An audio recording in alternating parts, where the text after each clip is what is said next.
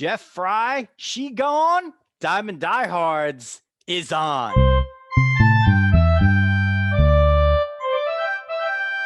Joe Rizzo here bringing you baseball along with the dog, Jeff Healy. A very special guest tonight, or whenever you're listening to this. We are going into the big leagues. It's former Major League infielder Jeff Frye. He's the current and champion of hitting gurus. If you are not following him on Twitter and checking out his videos where he's outing all these hitting gurus, you have to do it. Make time for the rabbit hole that you're going to go down, because hilarity will ensue, and you will become a big fan of Jeff Frye like we have as well. You can follow our show at Diamond Diehards basically everywhere. And big news, big news, DiamondDiehards.com is live. It's not spectacular, but it works. And you can go there, check it out. It will be building and building and building. And this way, one-stop shopping for following the Facebook groups, Twitter, iTunes, Stitcher, Spotify, YouTube, wherever you want to get the show, however you want to consume it. You could do that from DiamondDiehards.com. That's big news. And we thank Dominic Rizzo for that. Producing, we would like to thank Xavier Rizzo. He's over there. You can't see him, but he is producing very intently tonight. That is our guy. We also would like you to enjoy this show, because our guest, Jeff Frye, is going to participate in the segments that you love so much, like Veteran of the Day and Diehard Dads. So with that, I am going to turn it over to the dog. We will start Veteran of the Day, and you will hear Jeff Frye. Now you're seeing him if you're watching, but you will hear him in mere moments. Dog? All right, thanks, Riz, and thanks, Jeff, for joining us tonight.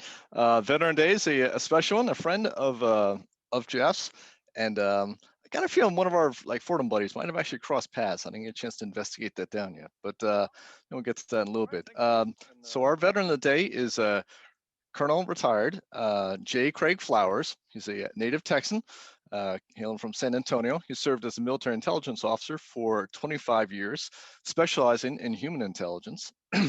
His 25 years in the U.S. Army included a decade overseas, a ton of time overseas. Thank you for that sacrifice, including 3 years in Morocco, which must have been absolutely fascinating, and 10 years overall in direct support of the special ops community.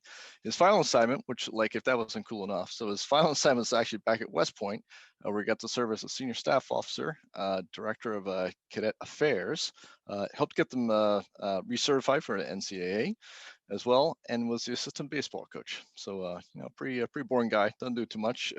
Economics degree and fluent in French, and Lord knows what other stuff that's probably classified we can't talk about. So, Jeff, I don't know if you want to chime in with anything on your buddy Colonel Flowers. Yeah, I mean, other than that, he's a pretty boring guy. I didn't learn about a lot of this stuff till we've been friends for 10 years.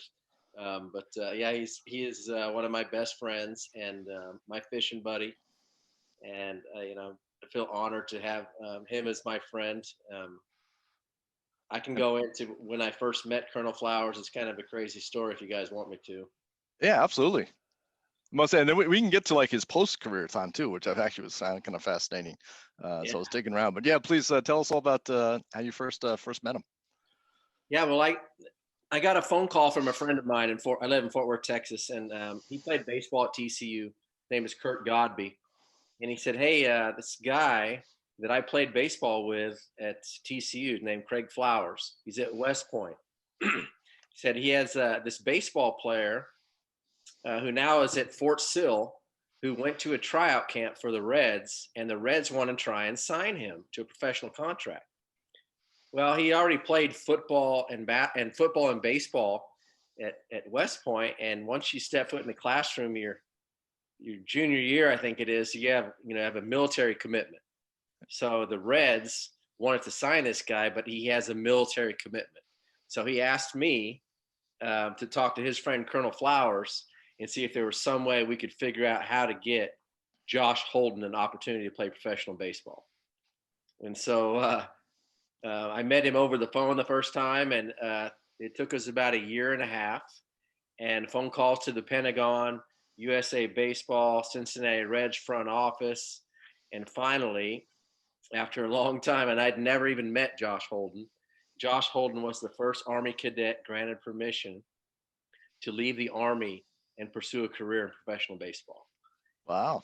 And it was a full page story. I don't even know if they have the USA Today anymore. I've never seen it, but it was a full page story in the back page of the sports section in the USA Today.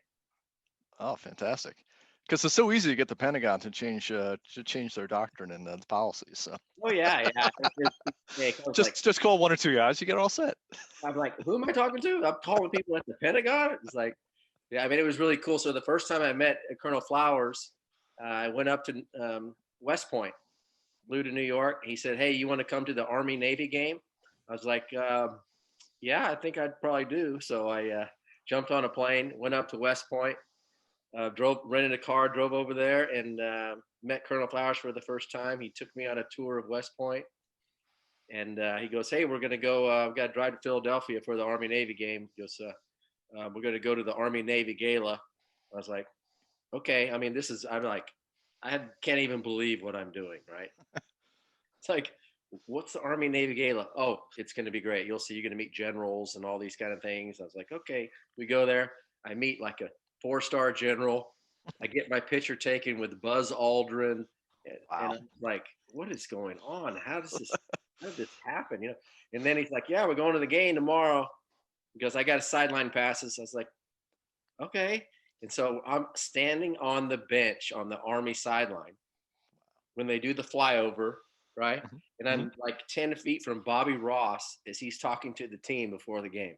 I'm like, how is this happening? That's a once in a lifetimer. That's fantastic. So we've been friends ever since. And Josh got to go play a couple years in the minor leagues, and that's how I met Colonel Flowers. Wow. That's fantastic. And I was saying it was interesting, like some of his work that he was coming up with, like different software and different sort of training techniques and stuff like that for teaching young students. I assume a lot of it leveraging stuff he got out of the Army. But like how to identify which guys are guys you can throw a playbook at, which guys you need to walk through and actually show do it on the practice field. Instead of that, seemed very revolutionary, and frankly, I thought a lot of use across different industries. So you can tell he's definitely a very talented guy, and just a great mind to kind of pick. And a great fisherman. He's more there you go. Of his fishing skills. We have a friend of ours who has a beautiful ranch in Palestine that we go down there and try to catch a 10-pounder, and he seems to be the only one to catch. He's got the intel. So that's the background. He's got a good. He's got a little satellite working for him. I mean, I'm a net man. I mean, I watch these videos on social media and learn how to use the fishing net. So, exactly. Maybe that was it. Get out of the water, baby. We were just picking the wrong sport. Yeah. Oh, did we upload it to the baseball one? Hey, Ted Williams is in the Hall of Fame for both, so there you go. He's in every Hall of Fame. But Ted Williams was a hitting guru, right? And now there's only one, as far as I'm concerned, there's only one hitting guru, and he's on with us right now. Certified. So let's give the people a little background. So Dawg and I were always on Twitter doing whatever, and a few months ago, I discovered Jeff Frye on Twitter and these unbelievable videos where he's outing these hitting gurus, these people that are teaching kids all these weird little tricks instead of, just getting in there and getting reps and, letting them go on and just play and, coaching them up a little bit here and there. These guys are doing all kinds of funky stuff. And, you should definitely go on Jeff's Twitter and just, like I said, in the opening here, just go down the rabbit hole, because you're gonna watch these videos. You're gonna be in disbelief what some of these people are teaching. And it's not just that, but they're getting paid oodles of money. And I know my sister's definitely listening, because my nephew is, a burgeoning collegiate baseball player, and they've gone through all this kind of stuff. So this is like resonating with the Mascolo crew completely. So I'm watching it, and of course, from my days at ESPN Sports Ticker, my professional career there coincided with Jeff's on the field. So I know, I definitely was very familiar with Jeff Frye and his career on the field. And I said, you know what? I think, Dog, we're going to start getting guests. And, so I tweeted with Jeff, and he fortunately tweeted back to me and didn't think I was a complete freak or somebody who was trying to sabotage him or anything like that. And boom, here we are. So, Jeff, I guess the first question becomes, after this, career that you have on the field, and then off the field, I mean, you've done a lot of stuff off the field too, and now you get to this point where you kind of, what is it like? You're sick and tired of seeing these people doing this fantastic quote unquote stuff, and you just had to call them to the carpet. Like, how does it start? How does it start? Well, it started by accident. I have I'm on a group text with 2 or 3 scout buddies of mine, and we send each other these funny things we see on social media, these, some of the teachings that are going on. And so I just happened to copy one day and had my son, video me in the backyard, like a 12-second video of something I saw, just joking around. And I messed up the first time. He says, no, you do it wrong. You got to do it this way. So I did it again. He goes, yeah, that's perfect. And I said, yeah, the light bulb went on. Because I've seen that in some of the videos, this light bulb that's supposed to go on when you figure it out. So I put it on social media, and one of the scouts about an hour later goes, man, you have 4,000 views on social media. I was like, what? He goes, seriously? I was like, you're kidding me. So I went on there and saw it, and I was like, holy cow. I hadn't spent much time on social media. And so, I thought it was kind of funny. It probably would have ended right there until I looked at my direct message on Twitter, and all these people were coming after me, calling my kids names and just mean hate. I was like, who are these people? Right? I just posted a funny video. It was 12 seconds. It was me. It wasn't anybody else in the video. And man, these dudes were coming after me hard. And all they did was inspire me to make more videos. And the next one I posted, in the backyard, and next thing I know, it's got 80,000 views or something like that. And I was like, what have I done here? And so, I mean, it was just started as an accident. I had any plans of attacking anybody or doing anything like that. The end of the second video, after I hit the ball, I just accidentally said, SheGone, like that. And my buddy goes, you need to hashtag that. I was like, hashtag what? Like, that was my first question. Where did SheGone come from? Accidentally. Well, I mean, I remember one of my favorite announcers when I was playing was the White Sox guys. I thought they were just really cool. They had all these crazy sayings, grab some bench or SheGone and stuff like that, Hawk and Wimpy, So I just kind of said SheGone. I swear to you, I had no idea that it was going to turn into this. Wow. So that's the genesis of it. And then you're able to keep it up.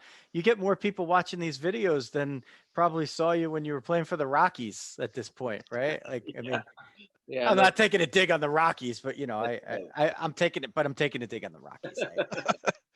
I am. I got the salmon jacket on. I can dig whoever I want. Full house every night in Colorado. What are you talking about? Yeah, it's true, right? You must have liked playing there, right? You had some good numbers there. Yeah. Yeah, I didn't really enjoy it that much. Really? Why so? I was only there 2 months, and it's a beautiful ballpark and a beautiful city. We had no excitement. Wow. Like, you go from Boston where, every at bat, you're either a hero or a zero in Boston, man. You get a hit, they love you, strike out, you suck. So you kind of get used to that. And then you go to a place, in Colorado, the locker room's like 5 times as big as our locker room in Fenway. So it's just a different world. Yeah. Your closet is about 5 times as big as the locker room in Fenway. No kidding. But it's charming. Though. Yeah. Quaint, very quaint. It's quaint. Oh, that's a good word. That's a powerful word. Yeah. Let's talk a little bit. Okay, let's transition a little on the field stuff. August 17th, 2001. Hits for the cycle. Batting 9th. I didn't pay for the extra thing on Baseball Reference to see how many people hit for the cycle batting ninth, but I think there's only one other person that ever did it. I don't know if anybody ever researched that, but I think you might have been actually the first one, and you might be the only one. But because you figure after the DH era, and I didn't know if any pitchers ever did it. So yeah, so maybe I'll pay for the subscription and do the full research. But unless Jeff knows that. I think we can just declare it nowadays. Exactly. Prove us wrong.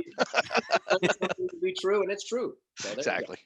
Yeah, it's the little guy sitting at the table. Jeff Frye was the first guy to hit for the cycle from the 9 spot. Prove me wrong. Yeah. And then it becomes like a whole meme, and then he puts it on social media and he gets 80,000 hits. Let's see. 16th and final major league homer in that game. Starts a streak where you hit it off of NFL MVP and Super Bowl champion Patrick Mahomes' father, Pat, who was so shocked by giving up a home run to Jeff Frye that he gave up home runs to 3 of the next 4 batters in the inning. Exactly. And I did want to thank you for something as well that you didn't know that you did, Jeff Frye. You homered on my 26th birthday. Did you know that? You're welcome, man. I checked the homer log. All right, Dog. That's what I got for notes. And they only tripled a year, right? If I remember right. Look at the baseball ref. Could be. I think that was your only triple of the year too. Prove us wrong. All right, hold on. Let me put it up here. I was old. That's a long way to run, man, when you're 35 years old. I love that you stopped on first. I thought that was absolutely fantastic. That was like the controversy in the whole thing. I took a lot of crap for that. Oh, you have to stop. You have to stop. It's not even a question. How can you even criticize that? Yeah, well, you'd be surprised at people on social media that have come after me and telling me that they were raised different and they played the game right, and that shows how selfish I am and all this stuff. It's like my whole career, I would do anything to help our team win, bunt, get hit by a pitch, move runners over. But I stopped at first one time in an 8-run lead in the 8th, and I'm the most selfish player that ever played the game. Right. Well, if anybody ever questions the decision, it's 20 years later, and that's what we're talking about. So that's pretty good. I mean, that one, on the tweets that aged well, that was decisions that aged well. Jeff Frye stopping at first for the cycle. Totally have your back on that. So you have this, you had a nice long playing career, for a guy that had to grind it out, right? You managed your way through Texas. We've listened to some of the stuff on your podcast that we're doing. We'll get into a little bit later. Some really good stories about that. But you come up with the Rangers. And you lose a couple of seasons in there due to injuries. Eventually make your way to the Red Sox. The 2 months of Colorado. You finish up in Toronto. Obviously, the cycle is a big highlight, but along the way, after your last season, right? You're done. You're hanging them up. How much of a different guy were you from having played in the majors as opposed to, if the path went a different way for you? No, I don't think I really changed that much. I just, I felt pretty fortunate to have the opportunity to play as long as I did. And, for me, it was an opportunity to prove a lot of people wrong that doubted me along the way. And, signing after my senior year at NAIA school and going to a tryout camp with a teammate's invitation, and played 15 years. So I kind of enjoyed the part of proving everybody wrong that doubted me. Dog, you want to go ahead there? You look like you're ready. Yeah, to fire. I was gonna say. I mean, just looking at your numbers and everything, Jeff. That in 01, like how'd you know? It seemed like you were still hitting fairly well. Maybe off a touch from sort of your peak. How'd you kind of know in 01 that was it? I mean, you're 34. It seems like you probably could have been another couple of years. It feels like. How did you kind of know that you put on the field what you want to? Nobody called me. No. I tell you to bet should have. Because I tell you, we could have used that. Yeah, I mean, I was waiting at home. I mean, and really that is why I became a sports agent, because of what transpired in 2002. Okay, so I had 9 years and 15 days in the big leagues, and spring training started, and I'm still home in Texas. And I called my agent and I said, "Hey man, what's going on? You got any, can I go to spring training with somebody?" He goes, "Man, I'm busy right now with other guys' arbitration cases and stuff." He goes, "Why don't you make some phone calls on your own?" I'm like, "Really? I mean, Is you've this been the way this my works? agent for 9 years in the big leagues, and now you're too busy to get me a job." And I was like, "Okay." So I was at home and just thought it was over. And I got a call from Tim Naring, my old teammate with the Red Sox. And he was in a player development with the Reds, and he goes, "Hey, we need a second baseman in AAA. You want to come?" I was like, "I'll call you tomorrow."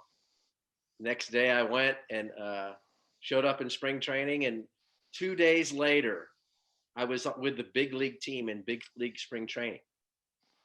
I mean, I literally was sitting at home the entire time, and all of a sudden, I was like, "Hey, they need an extra guy to go to Tampa to play against the Yankees today." I was like, I mean, you guys realize I just got here, right?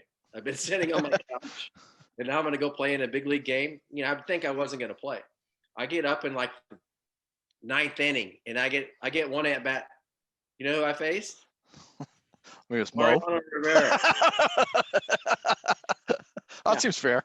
Yeah, and I got a hit. Nice. Wow. And Bob Boone, the manager, goes, "Hey man, I've been trying to get you for a long time, but we got you now." I was like, "Yeah, the baby." And they never called me up again. That's when I knew it was over. Man. Wow. So your Ouch. last PA was a hit against Mariano. Well, just spring training at bat. Yeah, That's good. That'd be good. That's I'm all not I would ever talk complaining. about ever. I mean, the first game I played in spring training in the minor league side, I went 4 for 4. And they're like, "Well, he must still be able to hit." And they bring me over. I get a base hit, and now I'm like, man, I might have a chance to make this team. And Good to go. after a month and a half in AAA, I was hitting 370, and they never called me up. Wow. So Rough. Yeah. The times you don't hear about as a fan, right? Yeah. Yeah. It's a good call. It's a good call, Dog. You're right. That's the toughie. So it's a big jump from being a player to being an agent. It's not as big a jump necessarily from being a player to being a coach, or a player to being an announcer, or a player to being an instructor, but player to agent, Jeff, man, that's a sea change right there. That's a big deal. Like you can't jake that. Like you got, you have everything on the line. I mean, you have to have it together up there, and probably helped you an awful lot to know the game. When did you decide, and how did the journey start for you to become an agent? I mean, after my career ended, a friend of mine had worked for a couple agencies, and he goes, "Hey, I'm thinking about starting a sports agency." And I said, "All right." And we just decided to do it. And, everybody thinks to be an agent, you have to be a lawyer, and that's not the case. I mean, it's nice to have a lawyer that you can, on retainer or whatever, that you can show all the contract stuff, but a lot of it's just relationships. And, I'd had a lot of relationships I built over the years of playing, and, I just became an agent. And then next thing I know, Darren Oliver, my old teammate, calls me up one day and says, he calls me Frye Daddy. So he goes, "Frye Daddy." He goes, "I need you to help me get a job." I was like, "You're represented by Scott Boras, D." "Why can't he help you get a job?" He goes, "Ah, man, he ain't trying to help me." He goes, "I need you to help me." I said, "Okay." I said, "But you have to fire Scott Boras before I can help you." He goes, "Okay, stay on the line. I want you to hear me fire him." I was like, "No." While entertaining. I'd like to hear that, but no, go ahead and call me back. And so he calls me back 5 minutes later. "I left him a voicemail, man. He didn't answer. So see what you can do." Within 48 hours, I got him a job with the Rockies, because I just played, a year before with the Rockies. I knew the GM, and my best friend was the video coordinator. And so he helped me get in touch with him. And, they said, Scott Boras called months ago about Darren, and we at the time had no interest. He goes, but some things fell through, and we'd love to give him an opportunity. So he went to Colorado, and he played 9 more years in the big leagues.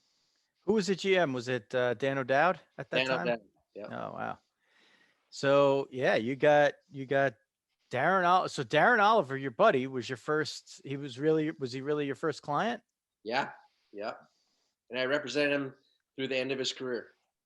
Okay. Awesome. So now I'm going to give people a little hint.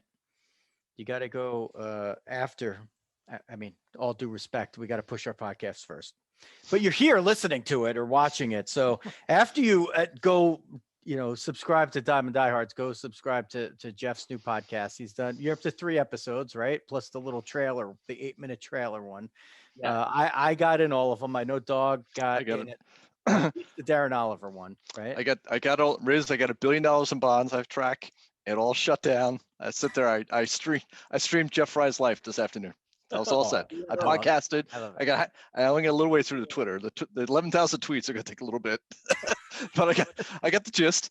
So it was fantastic. So, yeah, for all 3 episodes for newbie starting out. This guy's spraying balls all over the field. Okay, this is a good job. I know you're being critical of yourself behind the scenes, Jeff, but you're doing a great job on there.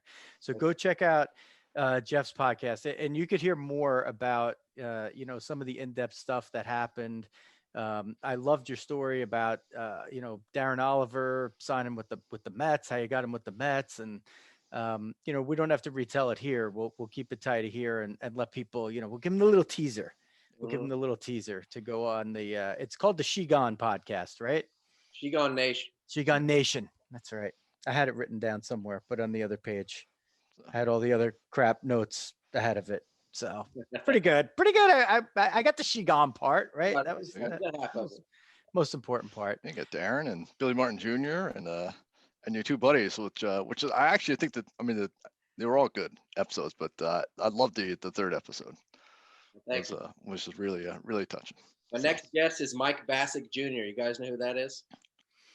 I think he was a pitcher, right? Left-handed pitcher. Yeah. His dad pitched in the big leagues. Mike Bassick pitched in the big leagues, and Junior is now a radio personality and does some TV stuff for the Rangers. And he's the guy that gave up Barry Bonds' historic home run, breaking Hank Aaron's record. I'll tell you what's amazing. Everybody remembers Al Downing, but you just dropped Mike Bassick Jr. on us, and Dog and I are looking at each other like, I remember him, but wait, I couldn't have told you that. And I'm obsessed with baseball, and I couldn't have told you that. Well, that just tells you a little bit about the late Hammer and Hank. That's a previous episode. Go listen to that one. We covered that one, all the bases on there. So are you? When are you dropping that one? Well, we're not much for the time element. Should be Thursday. Yeah. Okay.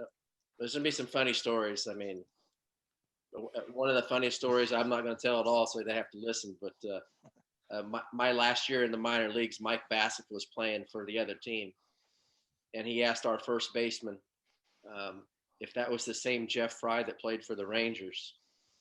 And he goes, yeah. He goes, why? He goes, because he came and talked to my high school when I was in high school. I was like, damn, it's time to go. That might have been one sign. Yeah. I'm too old to be in AAA. I think I better go to the house.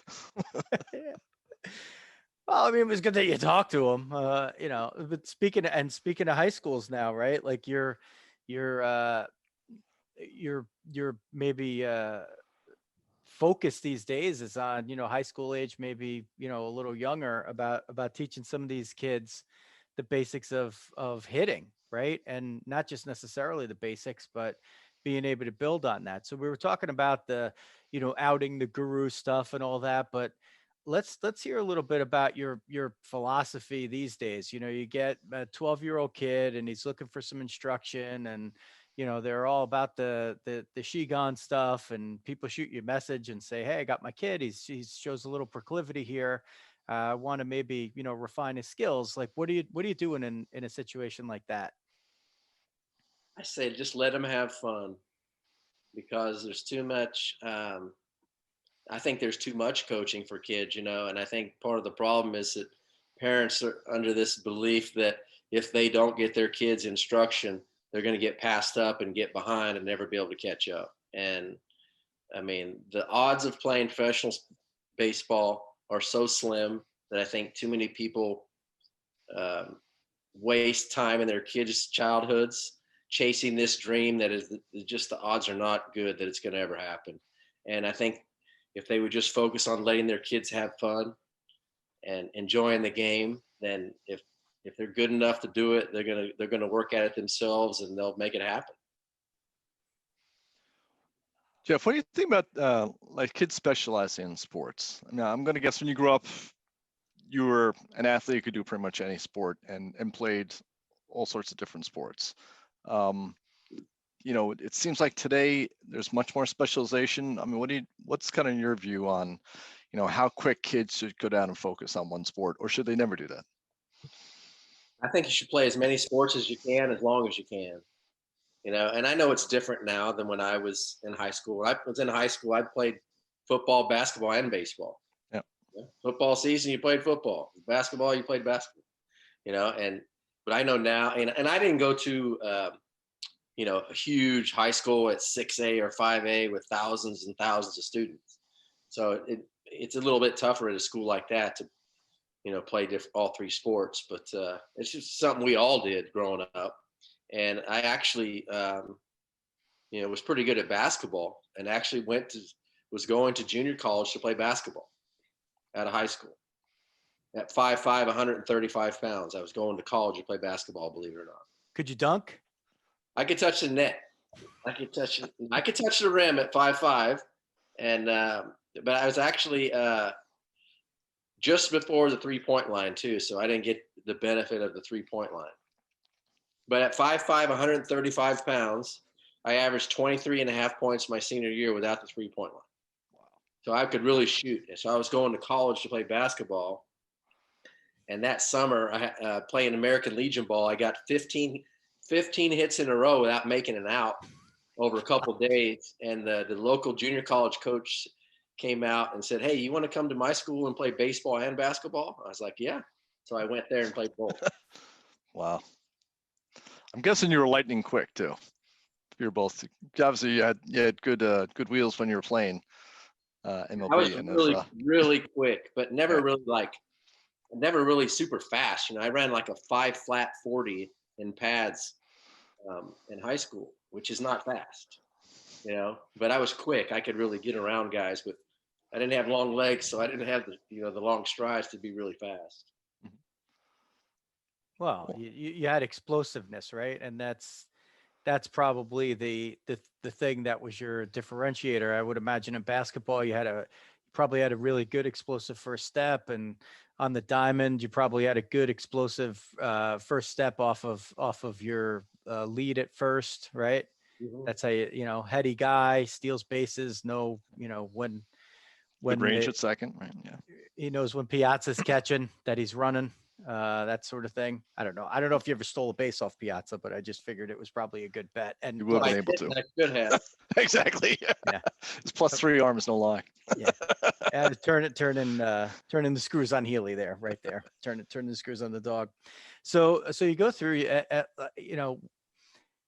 tell us a little more about, I'm really fascinated about your career as a player agent, being a former player, because I wouldn't say it's a unicorn, but there's probably not too many of you that have done that, right? And do you gain a little bit of a different set of trust for guys? Like, does it work the other way against you sometimes, where guys are like, all right, this guy played, but like, he's not an agent. I'm just going to go with Boris or somebody like that. Like, what's the sword cutting both ways on you angle, if there is one?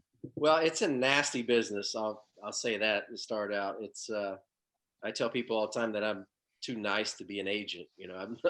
I'm not going to go out and try and steal your client when you turn your back, and that's unfortunately what goes on a lot. But when I go in and I also advise amateurs, high school and college kids, and when I go and talk to the parents and the kid, I say, listen, there's nothing that your son will experience that I have not experienced throughout my career. All the way through the minor leagues, major leagues, I've experienced everything. And if your son has trouble when he gets to the minor leagues and he's not getting along with one of his coaches, or something's going on, I said he can call me. I'll help him through. I'll help him. I know what it's like as a player when someone's agent calls the team. I know how the team reacts. It's like when I was in Florida one time I had to go on a rehab assignment with Scott Hatteberg, and there was a young kid who just signed with the Red Sox, and he was down there, second round pick, and they're like making these pitchers be bat boy and stuff on the days they don't pitch, and all of a sudden this pitcher called his agent and complained. And the next thing you know, we have a meeting the next day, and it's like, all right, guys, we don't want to talk to your agents. We don't want your agents calling us because you don't want to be the freaking bat boy on the day when you're not pitching. So we're going to all run, and we're all going to do this. And they told me and Hattie to go talk to this guy and say, listen, man, just go freaking be bat boy. And on the day that you're not bat boy, you're going to have to be shagging foul balls, but just go do it because that's what you have to do. And so I know those type of things that I can, educate these players and try and help them through the process. And, my competition will say, well, he just played, I'm a lawyer. I have this and this and this. So there's a lot of back and forth, but, it just kind of depends on what this player is looking for in an agent. Somebody he can talk to at any time, or somebody who's, just a lawyer. So You do any of it still? Yeah, I still do it.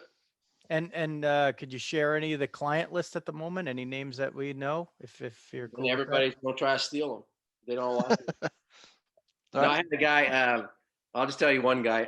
He got called up last year, his major league debut. Jonah Heim for the Oakland A's. Mm-hmm. Made his debut last year. I've been Jonah's agent since he was 16, and he's 25 now, and he made his debut last year.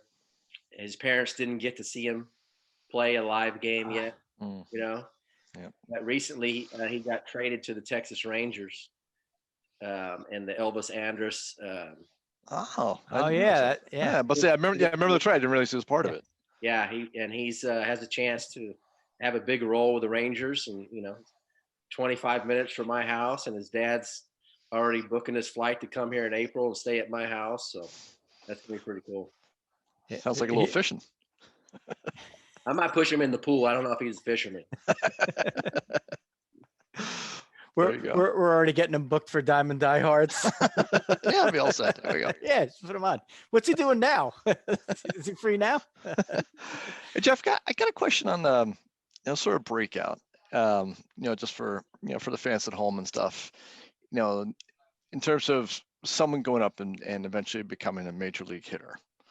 What sort of breakout do you think comes from just pure God-given talent?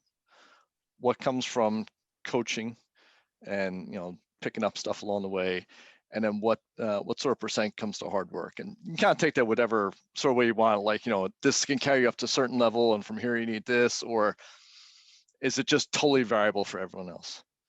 Yeah, I think it's just different for everybody, but I do believe there's a certain amount of God-given ability, that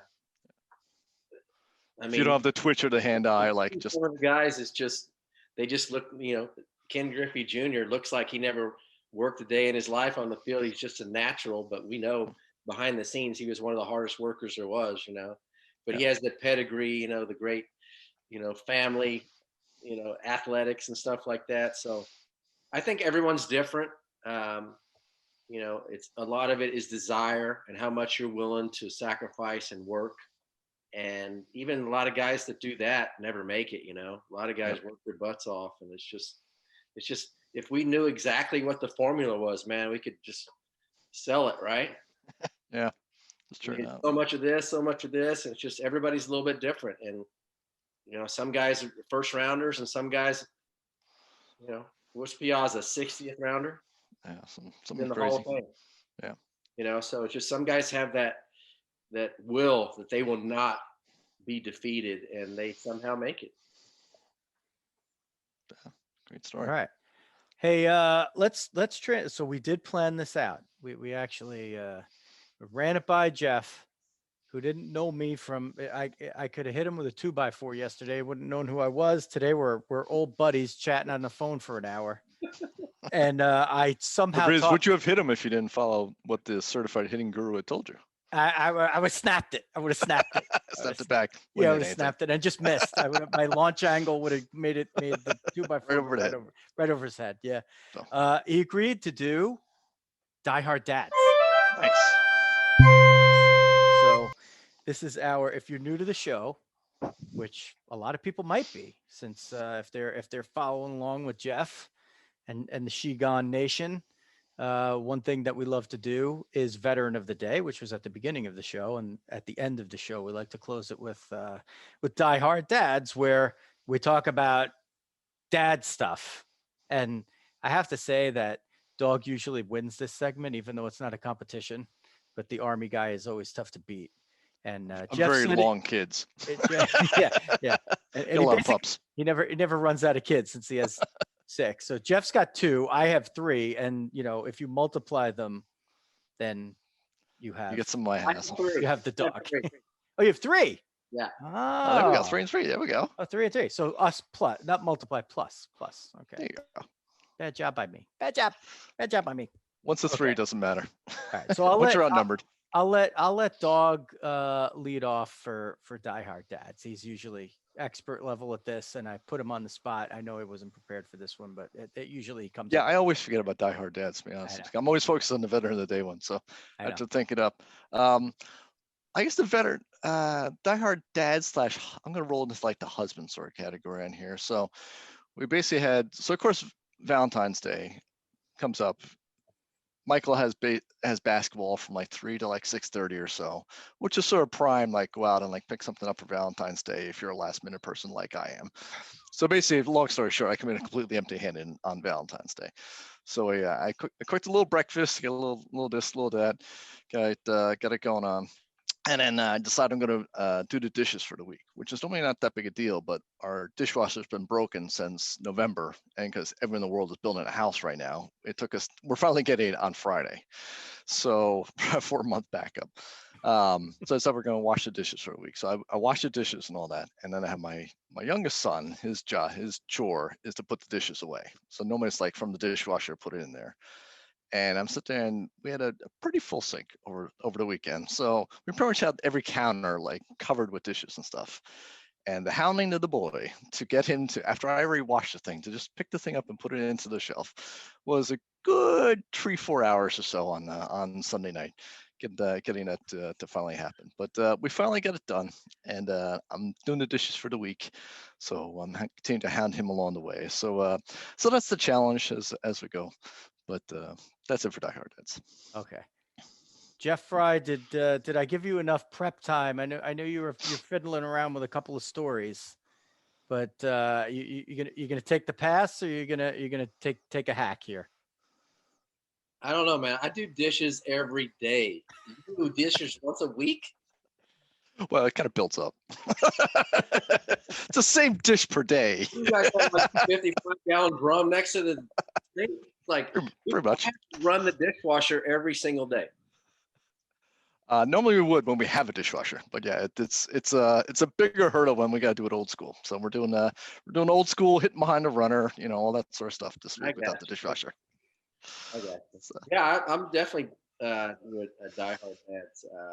I got a couple stories. Let's see. The one my youngest son Gunnar, who's 19, he was playing in Little League, and he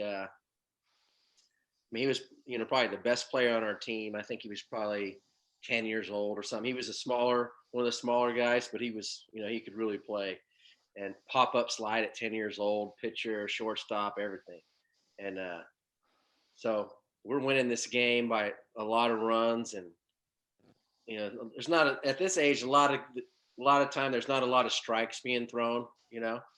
So he could basically go up there and stand there and walk every at bat and get on base. And as soon as he does, he's still in second, he's still in third, and he's scoring on a pass ball. I mean, pretty much guaranteed every time. And so after like 1 or 2 at bats of walking, I was like, Gunner, swing the bat. It's like, I'm tired of you walking. Okay, you need to take a swing. You're only going to get one more at bat. And he kind of looks at me. I said, just swing. Don't let him walk you. So sure enough, the kid threw like a bad pitch, and he swung and hit it and grounded out and made an out. And it was a meaningless out because the game was already determined. But I was coaching. I think, first base, and our dugout was a third base dugout. And once he grounded out, he ran past the entire field, just staring at me, giving me the stink eye all the way to the dugout. Like, he was just so mad at me that I made him swing, and he would have got on base had I not told him that. So that's my diehard dad story. There you go. I feel like I wish I'd been there, but I was just always so overjoyed anytime my kids took a swing or actually got on base that so I actually I'm going to the sort of old man a little bit dad thing, but I was patting myself on the back for this one. So on Monday, President's Day, we drove out and met up with some of the people on my daughter's ice hockey team. Really good people. Like, in the composition of a team, the girls are awesome. They all get along, but more importantly, it's like a great parent group. It's not the I've been through the nightmare ones and I've been through good ones, and this one's like great. And my only regret is that with the pandemic, you're not going on road trips and having a few pops with these people because some of them have been my friends for a few years, but there's a new group and it's really good. So coach invites us out. There's this beautiful, beautiful lake, and they live up in the Pocono Mountains, and it's been nice and cold all winter. Lake's very frozen over. Come up, play some pod hockey, whatever. So I'm a horrendous skater on a good day. And like about a week or two ago, we had a big snowstorm, and I wrenched my back, my hip, like almost falling down the hill, like trying to ride, grab hold of the snowblower after, my feet go out from under me. And thankfully I didn't go ass over tea kettle, but I survived it, but I was like, like the typical old man thing. So I'm like, all right, I'm going to bring my skates and, I'm going to try and see if I could do it. But I wasn't up to it. And instead I brought my stick and I said, I'm going to go out there. And it was kind of, you could walk around. It wasn't like it's not perfectly slick ice. It's like frosted over a bit. So you could get, a few of us were using the boots, had on our boots and we're playing around. So, the girls are like skating circles around us, but like, I got the competitive juices, I want to play. My buddy Tom is there and he's flying around. He's a good player. And we're trying to work a little of the old man, YMCA basketball magic, 5 passes and it's in the back of the net. So I'm feeling pretty good. I'm like, man, I can't believe I'm upright. I'm going to totally pay the price for this, but I'm upright. So coach has his dog there, not the dog, but his dog. A hockey dog. Hockey dog, yeah.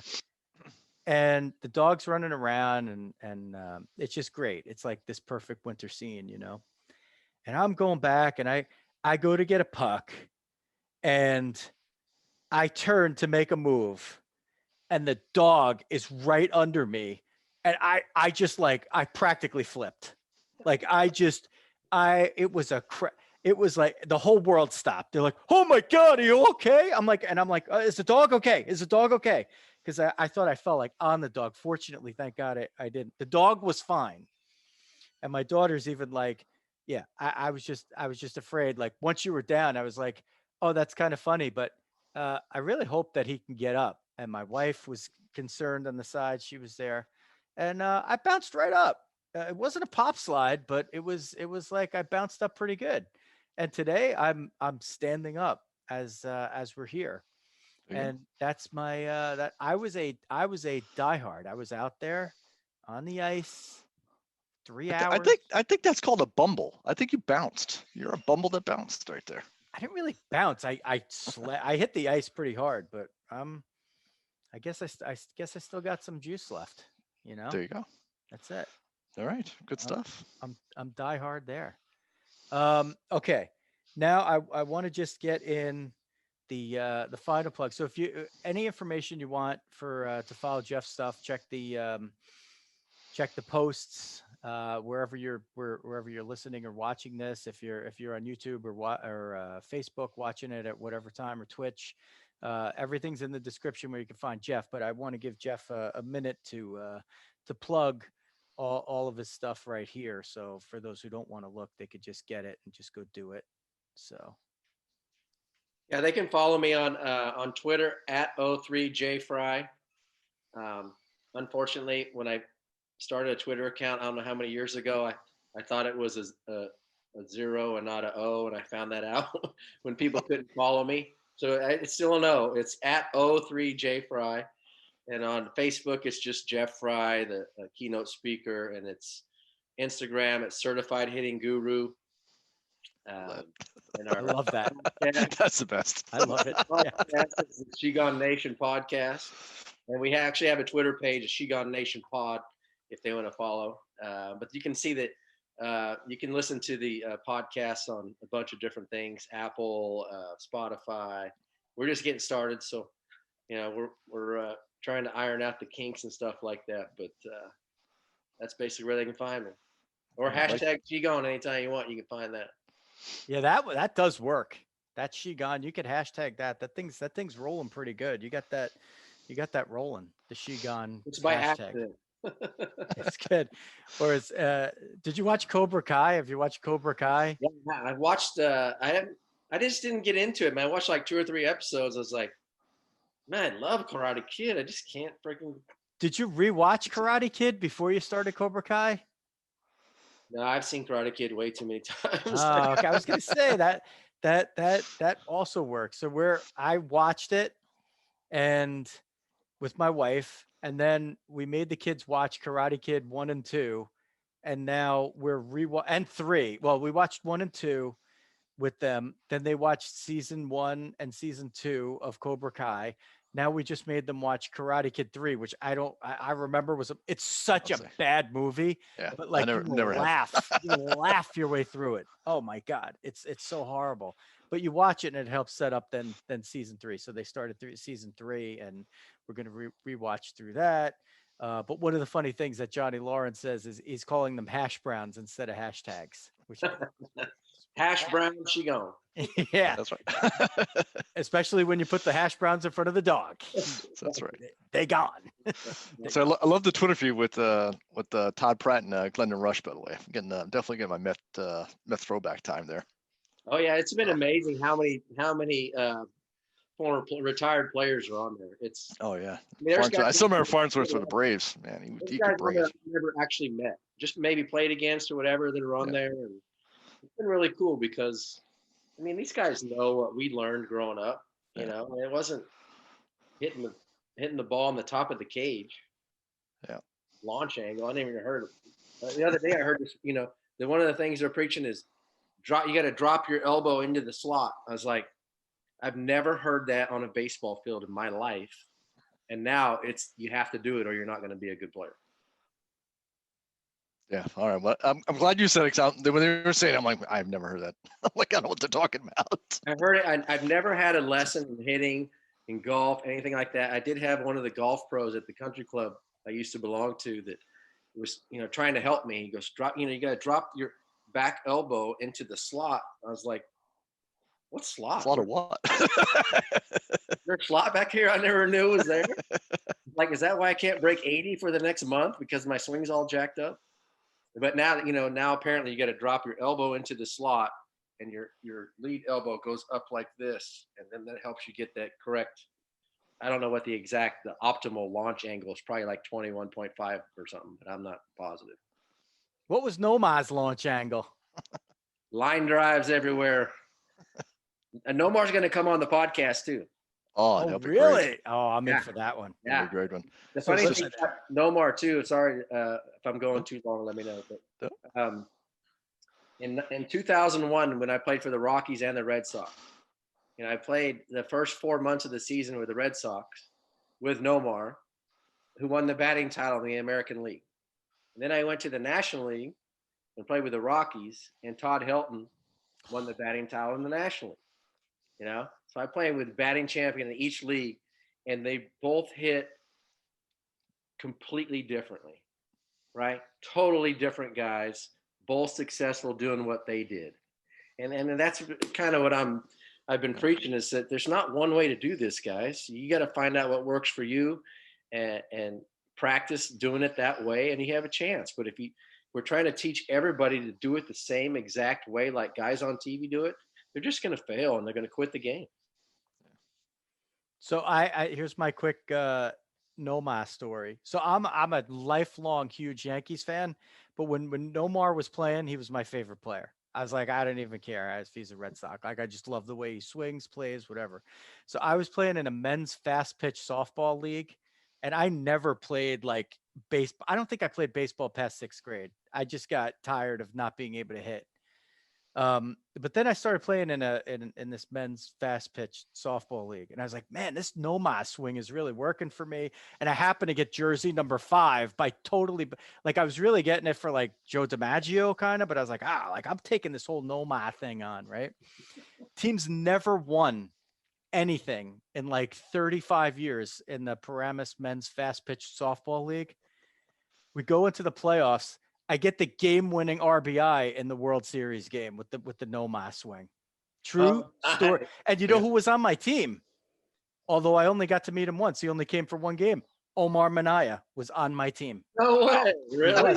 He was. He called me Joltin' Joe. He probably couldn't identify me out of a lineup right now, but he did play for Jewish Community Center of Paramus on that 2003 championship team. Shout out to all my boys. And Omar's got personality. Yeah. Murray Chass, the longtime baseball writer for the New York Times. It was his team. And Murray got sick. He couldn't join us on the field. And we came through, and that team had never won anything. And I'm not even Jewish. I don't care. Everybody's my boys. They let me play. I was glad to do it. So yeah, so when I know you got nothing else to talk about with Nomar in the podcast. You'll tell him about that story. He won't believe it. He'll just be in disbelief.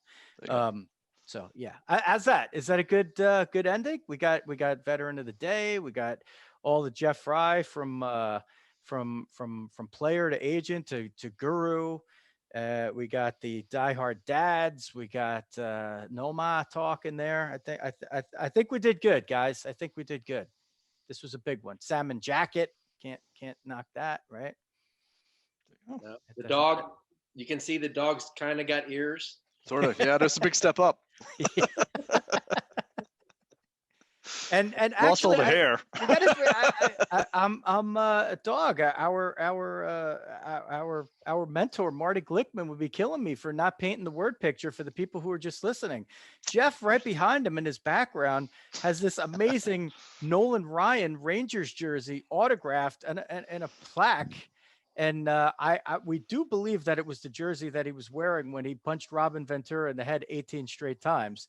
There may or may not be blood on the back of that jersey, but you'd have to take it out of the case. And of course, we can't have Jeff risk doing that, so we'll just have to go with that as part of the lore. Okay, and then the next time Jeff comes on, he'll tell us how he got that jersey. Rumor has it is the actual jersey. Nice. The kind of stuff that you're only getting here. That's right. We're running with it. Okay. We're going to wrap it up there. This was a very special show. We announced the launch of DiamondDiehards.com, so you could go there, find, at least for the minute, you can go there and actually just listen to this. You can pull an Uncle Paul, which means like you were on the live stream, you were watching the video, you were kind of windowing in and out, but you want to go back and listen to the whole thing. And you pop it in on your audio, and you're on the treadmill, or you're walking around the neighborhood, whatever you're doing on your power walk, or you're hitting the heavy bag, or you're doing yoga, whatever it is. You could listen to Diamond Diehards that way. SheGone Nation podcast. That's Jeff Frye. Check him out. And he gave you all the Twitter and Facebook and everything information where you could find that. And I'm on Twitter. That's going to do it for us over here. We thank Jeff Frye for the dog, Jeff Healy. This is Joe Rizzo, SheGone, and Diamond Diehards. is out.